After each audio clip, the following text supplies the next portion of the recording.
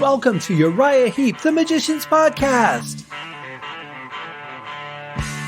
I'll be covering every studio song the band has recorded and every bonus track that I can find. Each week we'll go over a new song from the beginning to where they are currently, and as they keep adding albums, I'll keep adding shows. Let the deep dive party begin. In the magic garden, some were singing, some were dancing. Hello and welcome to another episode of Uriah Heep, the Magician's Podcast. I am your host, Scott Haskin, bringing you another song from the remake album, Totally Driven. And just to give you guys a quick refresher, since we were off yesterday, maybe you've forgotten, here's who is in the band at this point in time on this recording. Bernie Shaw on vocals, Mick Box on guitar, Trevor Boulder on bass, Lee Kerslake on drums, and Phil Lanzon on the keyboards. Today we're doing a song that's very dear to my heart, one that I enjoyed reviewing and have listened to. Probably one of the top songs from Uriah Heep that I've listened to. I don't mean top as in best. I mean top as in most listens. And this is called Sweet Freedom. This was originally reviewed in February 15th of 2021. So a little over a couple years ago. And it's a great song. Always been one of my favorites. But I want to just take a quick jump back actually for a second to the song Return to Fantasy, because something bothered me this morning about that. And so I went back and re-listened to it, and sure enough, there was nothing covering that theremin whistle sound that we had in the original version. No melody or anything. So that was just removed from the song completely in the arrangement for the live version, which I thought was interesting because I always consider that an integral part of the song. And I love when bands are going to do things, they choose to do them differently. They add parts, they remove parts, they rearrange parts. And it's very interesting that they just took that whole melody right out of the song. And I didn't even realize it. But something got stuck in my brain that I needed to re-listen to that song because something was missing. And I, for some reason, got that melody in my head this morning. And I thought, I bet that was it. Double checked it. Sure enough, there it was. Or there it wasn't, I should say. But let's talk about our song today. It's called Sweet Freedom. Let's get right into it. From the album Sweet Freedom, here's the title track.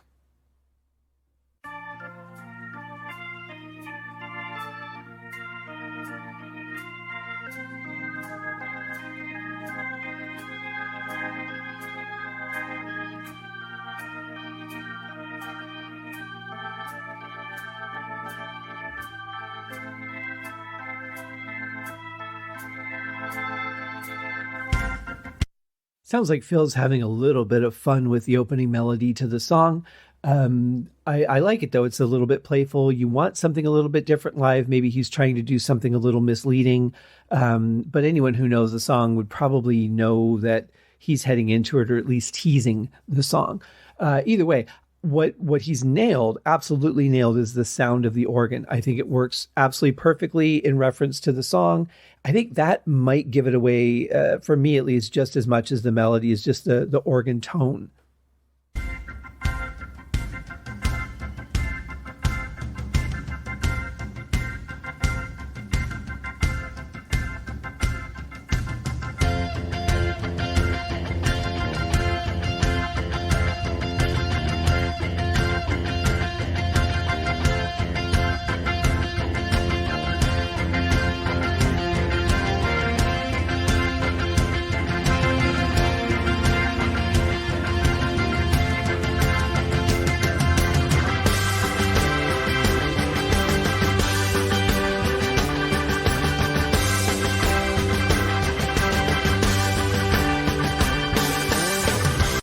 That's quite the ramp up. I really like the build. It might go on a little bit too long for me on record. Would probably work better in a live setting. But again, this is like that difference of why I'm not a big fan of live albums, because for me, these kind of things don't translate to the recording as much as they do being there, being in the moment and waiting to see what they're going to do next. For me, I would be more likely as a listener at home to just move the file forward and see when the vocals start, because it's like, how long can this go on? It's not too bad, though. I think if it went one more time, I would probably start looking at maybe just forwarding the file. But here it's a little long, but not too bad. But to give you a reference of the reality of the duration of this, we're 1:07 into the song already. So 1:07, and we're just about to hit vocals. As you look around you, do you like what you see? Though it sometimes makes you lonely, do you like being free? And are you sure you'll be okay without my company? I just want you to be happy, even if it's not with me.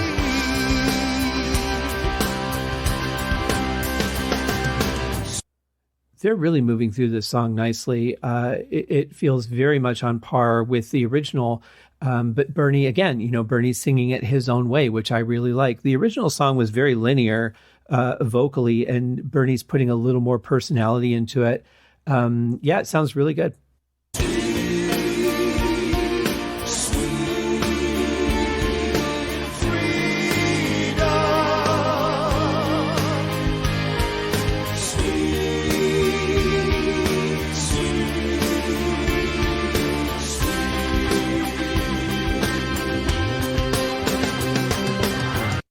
Very nice backups. Really don't need a whole lot in this song, but that, singing in the lower registers really helps bring out something really special and I think more emotional. If they sang this with their normal, high harmony, the way that their backing vocals typically would go, I don't think that you would get quite the emotion of this. I mean, this is a sad song. This is, we're done. Are you going to be okay? I still care about you. I just want you to know I'm always here kind of thing. So for it to have a happy sounding backing vocal just wouldn't work. But the combination of tones here really brings about some good emotion. Will the line between all this and my love ever meet? Sweet, sweet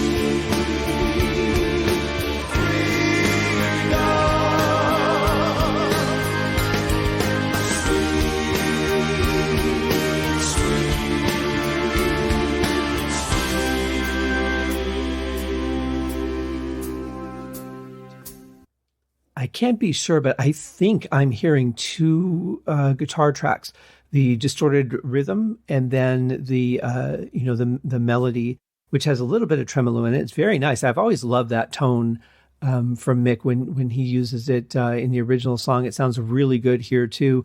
Really nice mix on this too, by the way. But I'm pretty sure there are two guitar tracks on this one, so maybe there's a little more studio work than I had anticipated there would be. Again, going into this album cold with no documentation, no booklet, there really wasn't much to say, just based on the fact that it was in preparation for, two live shows. I just would have expected it would have been a, let's just play the song and record it kind of thing. I wouldn't have expected so many overdubs, but it's fine. It sounds great. It's kind of a cross between a proper studio recording and a live version, because it has that, the tempos and energy of live versions, but that overdub and ability to be perfect of the studio. So it's kind of somewhere in between. I'm really digging this, though, I have to say. And this is a song that would be another one that's, like I said, is very dear to me. It would be very difficult for me to say I like this as much as the original, just because this is one of the ones I've listened to the most. But I have to say, this is a good version here. Bernie's really bringing something emotional to the vocals, and I didn't really like the way that he let that one line end. It just, will the line between all this and my love ever meet? Like the way that he said "me," and I know this is being super nitpicky, but it just kind of ended there. I thought that was one point where the emotion kind of dropped off. But if you think about it from more of a psychological perspective, I guess it really would make sense, because there's a point where you just kind of become numb to things and numb to the situation. You know what's going on, but you don't really think it's real, or you don't want it to be real. And you might not speak with the emotion. So I could see it working both ways, just a little unexpected in the flow of a musical representation.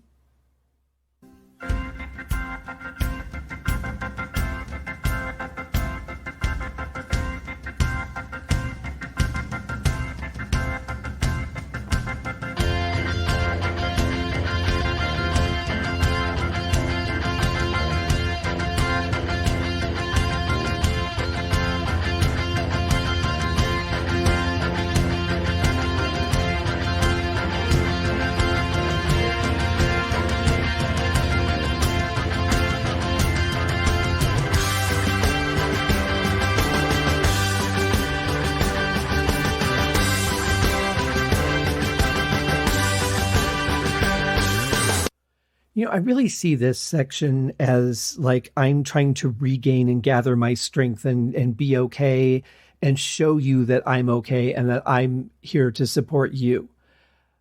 It, again, it's just my interpretation, but it really feels like this buildup really feels like me as the person in the story gathering my strength and showing you, like puffing out my chest and being like, I can still protect you from, the evil, and I can still be here when you need a shoulder to cry on and that sort of thing. Just that last desperate plea to keep things together with somebody who's just left you. What I'm really trying to say is that I will be around. Should you find that after all you can't get right with what you found. Oh, it wasn't just my heart you took and gently tossed into the sea. Okay, that might be one of the best line deliveries I've ever heard from Bernie. You guys know I love the way he sings. I think he's got a great style. He really dials into the story of the song. I've complimented it on that many times. But that line delivery right there is worthy of hearing again. So I'm going to dial the song back just a little bit and play that last line again, because that was just amazing.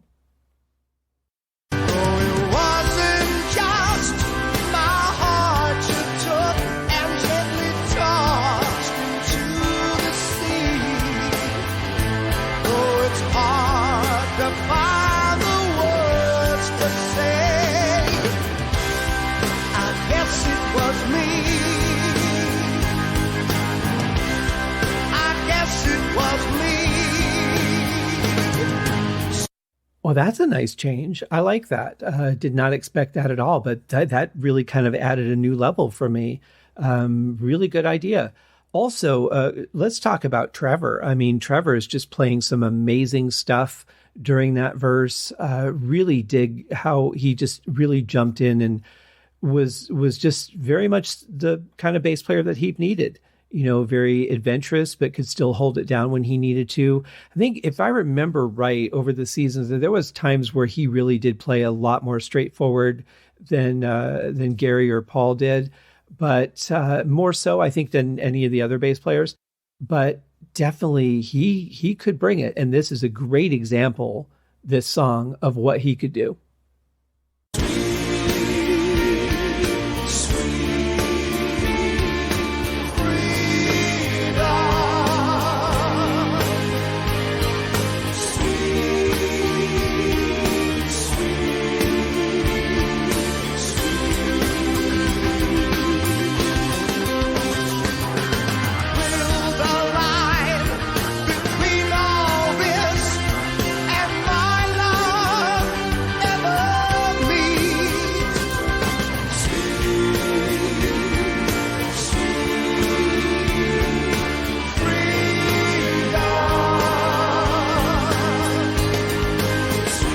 I really like those little pulses we're getting from Phil on the organ as well. They're not quite transitory, but they're kind of like ramping you up for the next part. Instead of just playing a solid note, he's doing something that's a little more interesting, helps move the song along a bit, and helps prevent it from just getting repetitive and stagnant. So I really like that. And I'm still back and forth on whether there's a distorted guitar track behind there or not. It could be something he's playing, but I doubt it. It really did sound like a guitar to me. So I'm not positive, but that's what I'm hearing in the moment.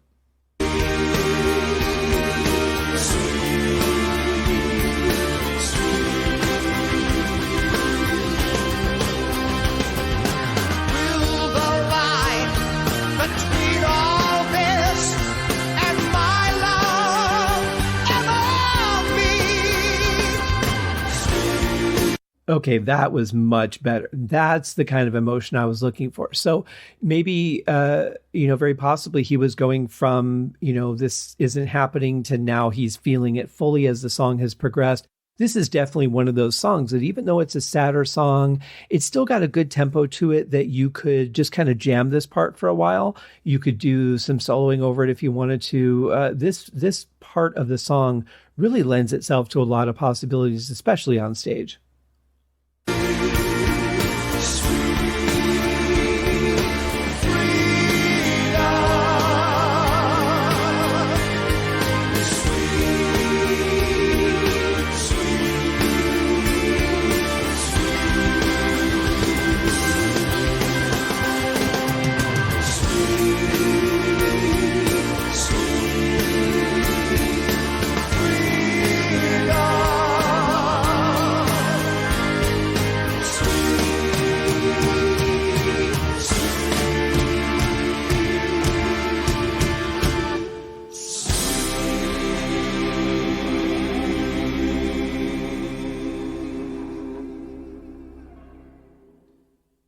Yeah, felt a little bit off at the end there, but overall, fantastic. One thing I haven't really talked about was Lee's playing on this. He was playing pretty straightforward through most of the song, but his transitionary fills were absolutely on par. Definitely gave that feel. It's like as a musician, when you play a song that's familiar to you, a lot of times you jump right back into the mode that you were in when you wrote it, when you rehearsed it. And his fills were exactly on par with what he played in the song. They kind of defined the drums to the song. And he just jumped right back into that moment. So this one would have been, I would imagine, would have been hard to please me, just like I said, because of the connection to the original. But man, this was really good, really enjoyable. I think Bernie brought the vocals to a whole new level. And there was some really great playing in there from everybody else. I really like the sound of mixed guitar, especially during the chorus. But yeah, another great song. I'm very impressed with this album, considering how skeptical I was when I first found out about it. And I'm like, God, what am I going to talk about? How many times am I going to cover the same song and have anything fresh to say about it? But it's really all in the performance, the production, and the instrumentation. And I have to say, here we are, all these songs in, and every one of them I've really enjoyed and thought they've done great versions with this current lineup of the band. So I'll be interested to see how I feel when I get to the next season celebration, where we've got yet a different lineup of the band and doing basically the same thing, just a lot less songs from 27 down to 12. So, but we've got a ways to go on this season yet. Plenty more songs to explore. We'll be back tomorrow with another episode. Have a great day, guys. Cheers. Thank you for joining me on this episode of Uriah Heep, the Magicians Podcast.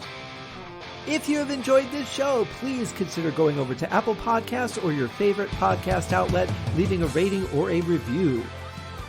Be sure to subscribe to make sure that you are notified when new episodes are available.